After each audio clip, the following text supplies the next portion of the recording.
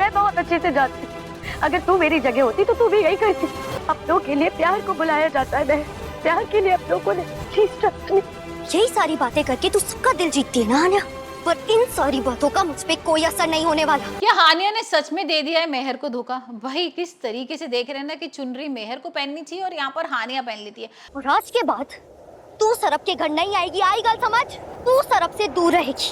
सरब के साथ रिश्ता जोड़ने के लिए मुझे तेरी कोई जरूरत नहीं है हानिया। चिंता हो रही है हानिया और मेहर की। अब जो सरब की माँ है ना, उसके तो जितनी सारी चीजें थी ना वो सब कामयाब हो रही है। मतलब जिस तरीके से वो प्लानिंग कर रही थी ना। परजाई जी ने सर पे चढ़ा रखा है, वरना हिम्मत थी उनकी रस्म से ऐसे भागने की। जुलूस निकाल दिया। सरब क्या कर रहे हो तुम? चोट लग जाती तुम्हें। कब से आपको फोन कर रहा हूँ, आप फोन ही नहीं उठा रहे हो।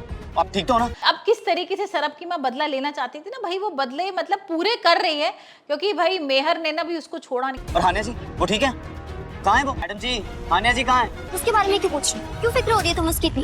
क्योंकि शक्ति जेल से छूट गया है। था किस तरीके से बेइज्जती की थी उसकी पड़ोसियों के सामने, कार्ड वार्ड फाड़ के उसके मुंह पे डाल दिया था। यहाँ पर मनम भी आप दोनों को ही ढूंढ रहे हैं। What?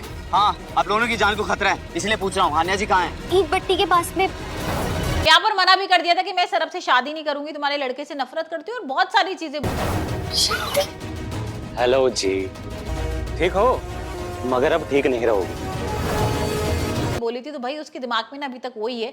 और यहाँ पर वो बदले की बदले लेती जा रही है, यहाँ पर एक और बदला ले लेती है। यहाँ पर किस तरीके से सगाई का माहौल चल रहा है, सब लोग भाई बहुत खुश हैं और अचानक से लाइट चली जाती है। अब यहाँ पता लगता है जो चुनरी मेहर को पहननी थी वो हानिया पहन लेती है। अब ये सरब की माँ मुन्नी जो है ना वो यही करती है, यहाँ पर उसको चुनरी पहना देती है और हानिया के एकदम होश उड़ जाते हैं और समझ में नहीं आता हानिया को क्या हुआ। यहाँ पर सरब की बहनें भी पीछे से बोल रही है अरे ये क्या हुआ? पहले तो भाई जब हमने देखा था गृह प्रवेश में भी हानिया पहले आ गई थी, यहाँ पर मेहर बाद में आई थी और इस बार भी ऐसे हुआ। ये भाभी को क्या हो गया? यहाँ पर भाभी पीछे रह गई और यहाँ पर हानिया ने सब कुछ कर लिया। तो ये क्या हो रहा है? कुछ ऐसा इंडिकेशन तो नहीं है कि भाई सरब की शादी हानिया से ही होनी चाहिए। और यहाँ पर घर वालों को भी समझ में नहीं आ रहा कि क्या हो गया।